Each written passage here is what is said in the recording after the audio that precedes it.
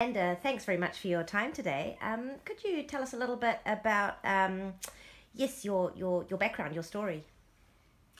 So I was a lawyer to start with, but when I left the workforce to have my children, I started working with refugees and became a home tutor with a refugee family, and then an advocate. A lot of the refugees didn't have anyone helping them with the immigration process, so I started working with mainly Somali women and helping them bring their families to join them here in Wellington.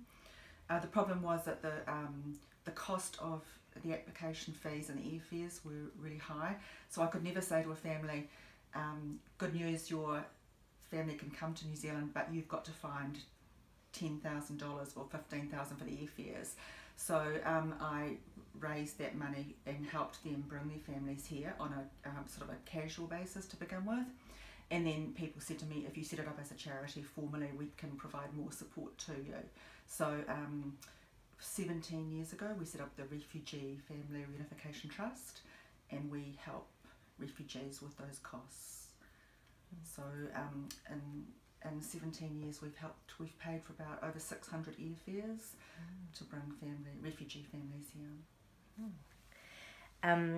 How do you maintain your energy and juggle all the competing things that you've got going on in your life, family and? Well, it's hard because I work from home, because it's a pure charity, so we're guaranteed 100% of the money goes to refugees.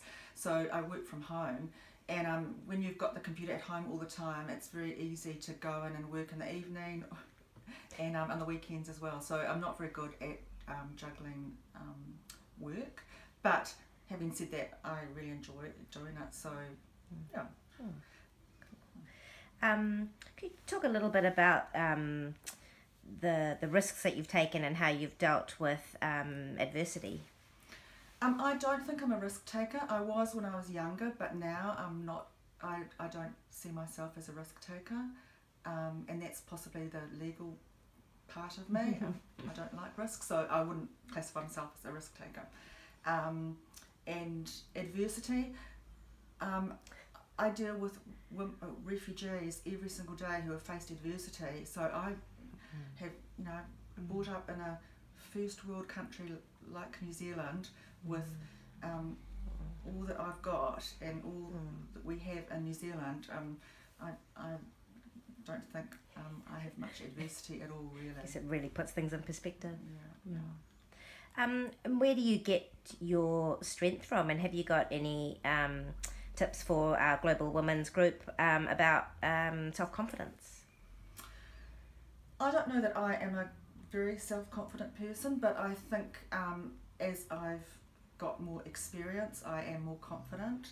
And also when I'm speaking on behalf of refugees who can't speak for themselves, I find that I have a lot of confidence because they can't do any of it for themselves often, so that sort of motivates me and gives me quite a lot of confidence.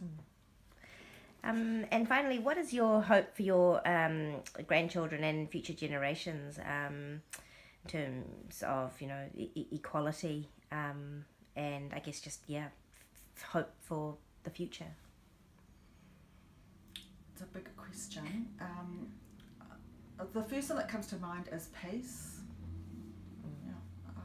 I hope in years to come, when my children have had children and they've had children, that the world is a lot more peaceful than it is now.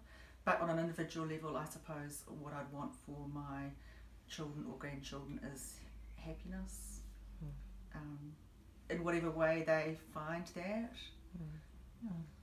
That's great. Thanks very much, Amanda.